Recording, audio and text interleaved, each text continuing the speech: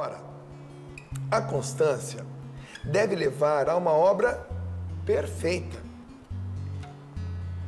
que vos torneis perfeitos e íntegros, sem falta ou deficiência alguma. Olha o que essa constância ao longo do caminho vai fazer acontecer em nós. Ora, a constância deve então levar a uma obra perfeita, que vos torneis perfeitos e íntegros, sem falta ou deficiência alguma. É isso que vai causar em nós. Por isso que é bonito muitas vezes você conversar com uma pessoa que caminhou muito. Por isso que é importante um jovem conversar com uma pessoa que caminhou mais. Por isso que é importante para mim ouvir a Luzia. Porque a Luzia caminhou mais do que eu, dentro da comunidade, na vida. Sofreu mais do que eu, proporcionalmente, aquilo que nós estamos existindo aqui na face da terra, digamos assim. É importante para mim ouvir a Luzia. É importante. Por quê? Porque essa constância está levando há mais tempo a Luzia a uma obra perfeita, a tornando perfeita, íntegra e sem deficiência alguma. Veja o que é a prova na nossa vida. Veja o que produz em nós aprovação. E tudo aquilo que hoje eu estou vivendo e não estou entendendo, e a história é assim, a gente só entende a história depois que ela passa. No momento que ela está acontecendo, ninguém entende. Vocês mesmos já ouviram, mas eu não estou entendendo o que está acontecendo comigo, meu Deus, o que é isso? Eu não entendo o porquê dessas coisas. E é claro, não entende mesmo. Quando o fato está se dando, nós não entendemos. A gente só entende depois que ele passa. A gente só entende a história depois que ela passa. Tem um livro muito bom que conta a história do Brasil, 1808 ou 1822, dois livros maravilhosos, para você entender, por exemplo, a história do Brasil. Estou lendo esses livros. Aí você entende a história do Brasil. Um dos livros mais vendidos, se não me engano, em segundo lugar, Exatamente. Barato. E você vai entender o porquê que Dom Pedro I veio para o Brasil, por que a família real veio fugida para cá dos franceses. Quantos piolhos atacaram. Tudo isso aí. Então você vai entender muita coisa da história do nosso país. Mas por que você entende? Porque a história já aconteceu. No momento que ela está acontecendo, você não entende. Então, assim é conosco também. Por isso que essa prova do dia de hoje, que eu não entendo, eu não consigo entender, vai ficar entendível e vai fazer um bem muito grande depois que passar. Deus só está dizendo para nós hoje, Dunga, considere isso uma alegria. Luzia, considere isso uma alegria. Não se desespere, não. Eu sei que é difícil a gente viver isso, mas é a palavra de Deus que está nos dando uma ordem hoje. Não confunda a prova com pecado ou tentação. Não tem nada a ver uma coisa com a outra. Tentação vem do diabo. Provação vem de Deus. Deus permite que chegue até nós. Tentação não vem de Deus.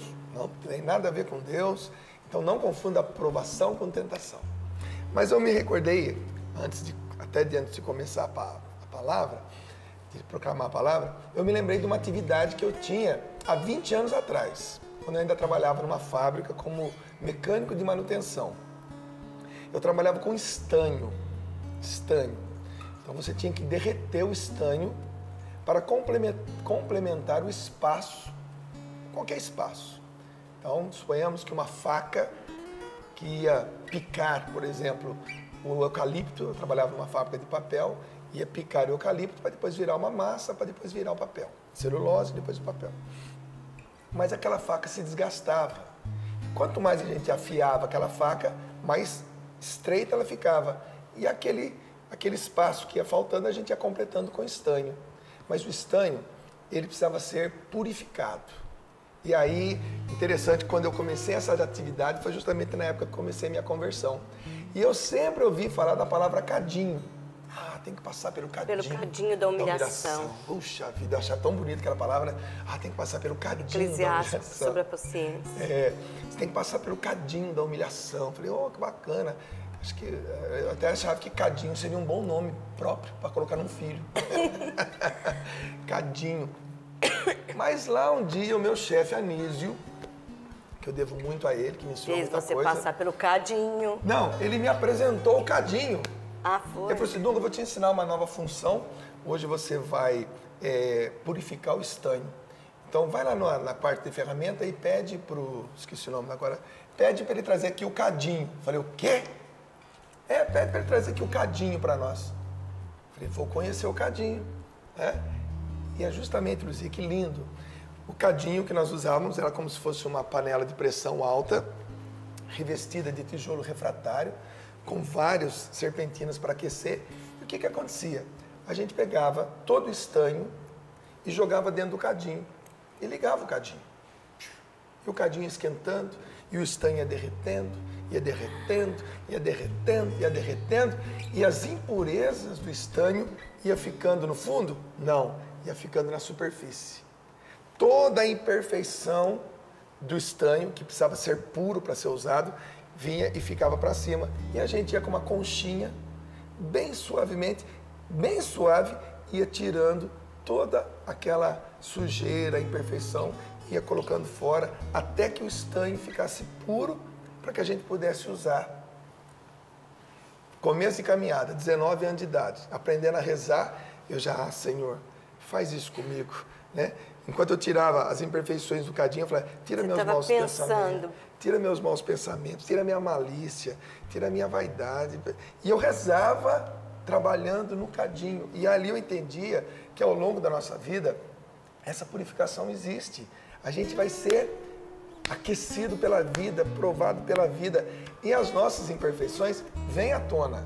É impossível você caminhar constantemente, considerando uma alegria, passando por provas, sem que as nossas imperfeições apareçam.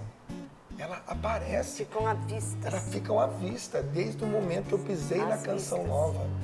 Desde o momento que eu pisei na Canção Nova, no finalzinho do ano de 91, as minhas imperfeições começaram a aparecer de uma maneira mais explícita. Mas olha que lindo, eu me lembro, e o meu chefe, Anísio, ele fala assim, Dunga, pega essa conchinha e vá com calma, com carinho, e pegue só as imperfeições e tire do cadinho. Só as imperfeições.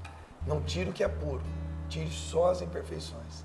Então a gente ia com muito carinho, e é o que Deus faz conosco. Quando nós entramos nesse processo de constância, de provação, as nossas imperfeições vão aparecendo.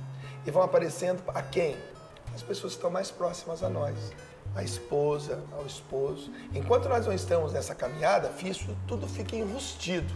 A gente engana todo mundo, a gente mente, a gente conta uma outra mentira para esconder a primeira, a gente se disfarça, a gente olha, a gente é um santo. Se justifica. Se justifica. Nossa, beleza, não é bem assim, tal. Então a gente, quando não está na caminhada, não está nesse batismo, não está vivendo, fica tudo escondidinho. Mas quando a gente entra para valer, as imperfeições vão aparecendo. E aí cabe ao irmão, ao coordenador, cabe ao formador, ao fundador, ao cofundador, cabe a todos. Ao chefe. Ao chefe. Quer conhecer uma pessoa? Dê um cargo para ela. Dá uma mesa, dá um ramal. Põe ela no organograma.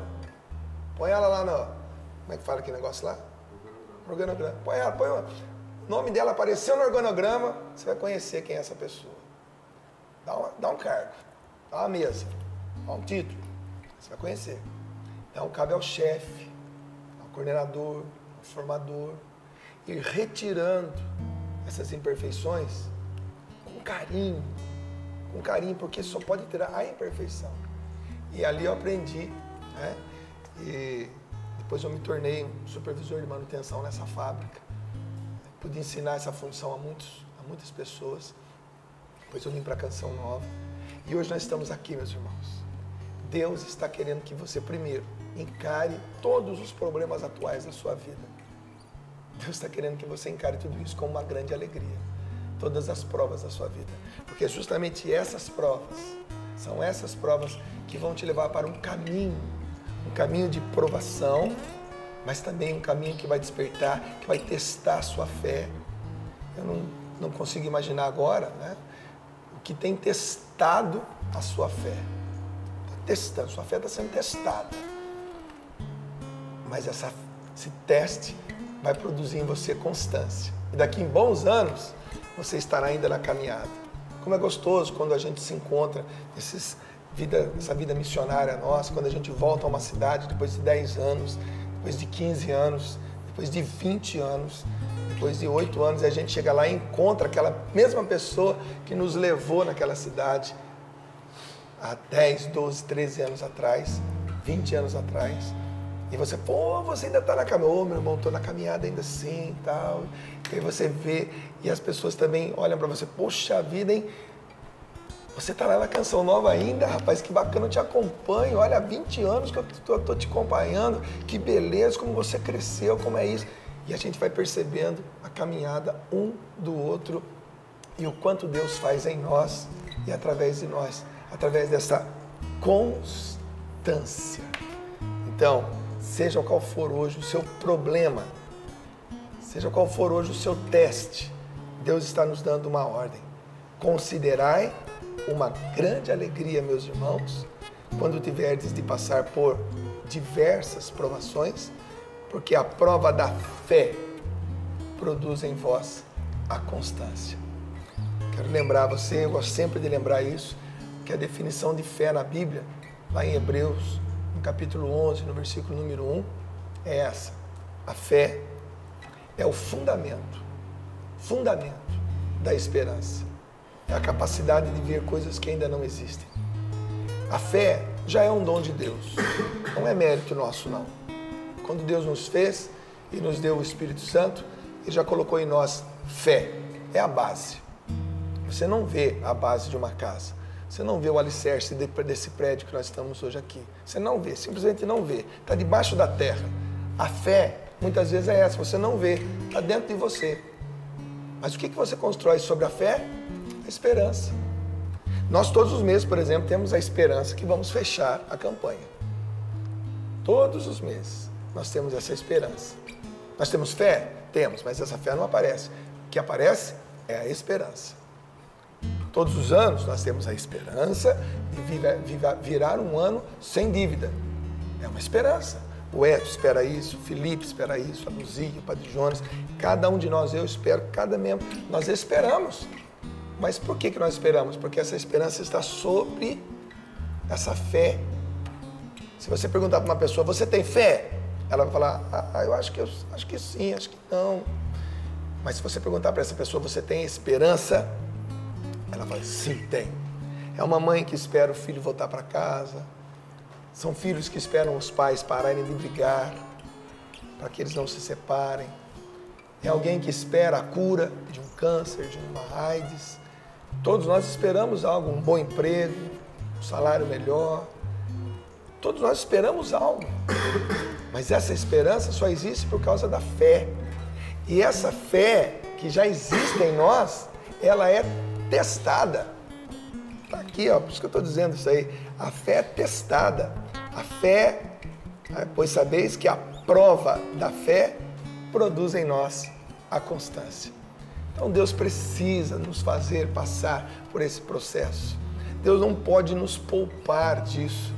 Quantas vezes você quis ser poupado, ou quantas vezes você viu que não foi poupado e se lamentou demais, e reclamou demais, e não entendeu que esse é um maravilhoso processo da nossa vida de ser humano. Ser humano. E Deus nos deu uma vida só para a gente experimentar isso. Na condição de missionário, todos nós, e só por causa da condição de missionário, nós viajamos muito. Não viajamos pouco, viajamos muito. Nós viajamos para dentro do país, viajamos para fora do país, só por força da missão. Ninguém aqui passeia, a gente vai em missão. Fica longe da família, fica tempo sem dormir bem, sem comer bem, saudade, a gente sofre. Parece que é uma vida gostosa, né? Viajar, pegar avião, sair, mas não. Quando vai chegar na hora, o filho está doente, você não está bem com a sua esposa, mas você tem que deixar a sua casa para ir para a missão. Isso é uma realidade da vida do missionário. Mas na condição de missionário, a gente viaja muito. E há uma das coisas que eu aprendi nessas viagens, Luzia, que eu quero partilhar com você e com muitas pessoas. Às vezes você chega numa praça, você vê o busto de fulano de tal. Né? Às vezes você vê o fulano de tal em cima de um cavalo. Bonito, assim, aquela... Às vezes você vê o fulano de tal com o nome dele numa placa. De rua, de praça, de prédio. E andando um tempo atrás, assim, eu falei assim, puxa vida, que bacana, esse pessoal já veio, viveu e já foi embora. Qual foi a lição que Deus me deu? É a minha vez de viver. Só isso. É a minha vez de viver. Eu vou salvar o mundo? Não vou. O mundo está salvo. Jesus já salvou o mundo. A gente só tem que oferecer isso para as pessoas. Eu só estou na minha vez de viver. Só isso. Que daqui a pouco vai passar. E outra pessoa estará na vez dela de viver. E Deus nos deu essa chance. Uma chance. Uma chance de viver neste mundo. Para depois viver a eternidade com Ele. Então, eu estou na minha vez de viver. E eu preciso viver. Eu preciso passar por esse processo. Eu preciso aproveitar esse processo. Eu preciso ser um bom pai, um bom esposo, um bom missionário, um bom comunicador, um bom irmão de missão. Eu só tenho que ser isso, porque está na minha vez de viver. E daqui a pouco vai passar a minha vez de viver. Ninguém vai ficar para semente, não. Daqui a pouco é simples, só isso. Chegou a minha vez de viver. Quem sabe um dia alguém bote meu nome numa placa de rua, ou faça um busto para colocar no milharal para espantar o corvo, para não comer o milho, sei lá. Com certeza, o nome de alguns membros da comunidade Canção Nova estarão numa placa, numa praça de rua, um busto, com certeza, vamos deixar seu nome na história. Mas todos nós só estamos na nossa vez de viver. Ó, Napoleão Bonaparte, eu vejo a fotografia dele, Joana d'Arc, fotografia não, né? Também a foto, mas a estátua. Joana d'Arc, você passa ali no centro de Paris, você vê lá Joana d'Arc em cima do cavalo, uma santa. Tudo bem, mas teve a vez dela de viver, está no céu agora. Até o menino da porteira. Até o menino da porteira, muito bem, Luzia, que jogava moeda lá, mas um dia, o boi passou por cima. Meu irmão, nós estamos na nossa vez de viver. E na nossa vez de viver, o processo é isso aqui, ó. Considerai, meus irmãos, uma grande alegria quando tiverdes de passar por diversas provações, porque a prova da fé produz em vós a constância. E a constância leva a uma obra perfeita, que vai despertar em nós uma série de situações que vai eliminar a imperfeição. Lembra do cadinho? Vai eliminar as imperfeições. Então, você tem o dia de hoje. E o dia de hoje, Deus não vai poupar você desse processo. Agora, encare de maneira diferente. Com alegria. Alegria. É o único dia, talvez, que nós tenhamos para viver. Não sei qual vai ser o seu roteiro hoje, né? Não sei qual é o seu dia, como é que ele está preenchido hoje de compromissos. Mas hoje, você não pode fugir disso aqui. Mãe, pai, é claro que por estarmos longe de Deus, muitas vezes, muita época da nossa vida, por não rezarmos, por não irmos à missa, estarmos com a confissão muito atrasada, por não comungarmos, por estamos afastados. Os problemas se agravam, claro, porque a gente não tem essa visão. Os problemas que acontecem com você são iguais aos problemas que acontecem comigo. O problema, muitas vezes, é que uma cabeça está próxima de Deus e a outra cabeça está longe de Deus. Você acha que o Padre Jonas não tem problema? Que a Luzia não tem problema? Pelo fato de serem da comunidade Canção Nova? Olha, eu digo para você, não, é igual. Problemas de ordem familiar, problemas de ordem espiritual, comunitária, material. Os problemas são iguais. A única coisa que muitas vezes difere é que a cabeça de um está mais voltada para as coisas de Deus. Então entende melhor, ou aceita melhor, ou espera mais em Deus. E o outro não, já entrou na fase do desespero, porque não tem essa visão de que Deus cuida de nós, como canta Salete, Deus cuida de mim. Então muitas vezes nós entramos no desespero. Então se você está no desespero, se você está atravessando momento de prova, momento duro de provação, e por coincidência ou por providência divina, você está nos vendo nesse momento, está ouvindo essa palavra, então agora é a hora de você parar e ouvir essa voz de Deus que diz para você, considerai uma grande alegria, porque isso que você está passando hoje vai ser para o seu bem, você vai entender melhor a vida. Eu quero voltar àquela ideia. Se nós pudéssemos escrever então um livro contando todas as nossas provações, como entramos nela, como vivemos a cada uma delas e como essas provas deixaram a nossa vida, como nós saímos de cada uma delas. E que se alguém escrever um livro como esse, eu tenho certeza que vai ajudar muita gente. Amém. Porque o que você viveu, com certeza vai ser um exemplo muito grande para muita gente. Amém. Amém. Amém. Amém. Diante dessa palavra, Que lindo, nós podemos né? louvar a Deus, bendizer o Senhor, dizer para você que nos acompanha, que tal permitir-se ser provado por Deus? Quantas e quantas vezes nós fugimos da escola para não fazermos a prova, né? Mas tantas vezes que nós, tanto mais fugirmos da escola, menos aprovados nós seremos, mais retardamos essa aprovação.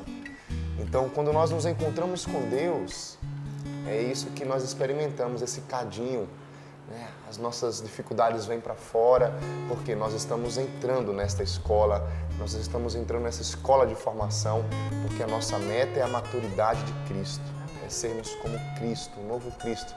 Por isso, o Dunga sempre diz assim, quando está nos encontros, eu acompanho muito o Dunga e aprendo muito com ele, ele diz: entra na festa, meu irmão, faça valer a pena a sua vinda aqui, que hoje você possa fazer valer a pena a sua vida.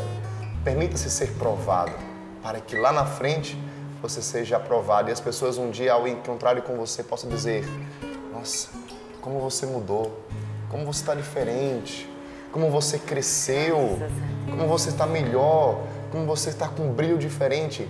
Quantas e quantas vezes você já ouviu isso? Eu já ouvi e me alegro. E naquela hora que eu ouço isso, eu olho para o céu, ou olho para dentro de mim mesmo e digo: obrigado, Senhor, por aquilo que eu vivi de sofrimento.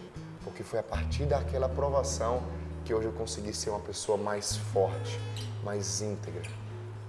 E antes de cantarmos, eu me recordo de uma historinha que um homem muito franzino, muito magrinho, falando com Deus nas suas orações, e Deus falava para ele empurrar uma pedra que estava fora da sua casa, para que aquela pedra se locomovesse, uma pedra muito grande. E ele todos os dias empurrava aquela pedra, todos os dias ele fazia aquele esforço e não conseguia locomovê-la. Depois de anos fazendo essa atitude, ele chegou ao ponto de falar com Deus e dizer: mas olha, eu fiz aquilo que o Senhor me disse e eu não consegui locomover nem um pouquinho dessa pedra. E Deus falou para ele: mas olha como você ficou forte, porque você fez tanto exercício que hoje você é uma pessoa diferente, mais forte. Talvez os problemas da sua vida não possam ser, não tenham sido locomovidos, né? Mas você ficou mais forte, você ficou mais saudável e você vai perseverar. Vamos pedir ao Espírito Santo essa graça, pedir a Deus que nos ajude, cantando assim: faz-me fiel, precioso Jesus, faz-me fiel. Faz-me fiel, precioso Jesus, faz-me fiel. Mais uma vez, peça ao Senhor: faz-me fiel, precioso Jesus, faz-me fiel. Faz-me fiel, precioso Jesus, faz-me fiel. Há uma carreira a correr, uma vitória a alcançar, cada hora em meu viver, faz-me fiel. Há uma carreira a correr, há uma carreira a correr, uma vitória a alcançar, cada hora em meu viver, faz-me fiel. E agora diga: serei fiel, Senhor. Serei fiel, precioso Jesus, serei fiel. Esta é a sua decisão. Serei fiel, precioso Jesus, serei fiel. Mais uma vez, serei fiel. Serei fiel, precioso Jesus, serei fiel. Decida-se. serei fiel, precioso Jesus, serei fiel. Há uma carreira, Senhor, há uma carreira a correr, uma vitória a alcançar. Cada hora em meu viver serei fiel. Para terminar, há uma carreira a correr, uma vitória a alcançar. Cada hora em meu viver serei fiel. Eu acredito que essa palavra, como para mim, foi para muitas pessoas uma palavra para recomeçar, né? Recobrar as forças. Muitas pessoas que estão na caminhada há muito tempo, mas que ouvindo essa palavra respiraram fundo e em Deus descobriram o verdadeiro sentido para poder recomeçar e abraçar as dificuldades e as provações que estão vivendo. Como o Dunga falava, todos nós estamos nessa via, estamos nesse caminho, vivemos o nosso cadinho, todo mundo, ninguém está fora. Mas às vezes a gente precisa de uma palavra de ânimo para recomeçar, para entrar mais uma vez nessa escola com consciência, com alegria, com prontidão, dizendo ao nosso coração, dizendo para Deus, eu estou disposta a viver esse caminho, a passar por essa via, porque eu sei que o Senhor está com o melhor para mim, essa purificação. Eu escrevi assim, porque ontem aqui no Sorrindo para a Vida, o Alexandre, depois de toda a pregação da palavra, ele deu um exemplo do filho dele, e ele dizia assim, diante do que a gente está vivendo na nossa provação, Deus está olhando para cada um de nós e dizendo assim, meu filho está crescendo. Meu filho está crescendo. Diante da provação que você está vivendo, que você ouça de Deus hoje, que alegria. Minha filha está crescendo. Ela está crescendo. Mas vai ser preciso passar por essa via. Que o Espírito Santo te dê a coragem que você precisa para seguir em frente. E saiba, nós estamos juntos com você.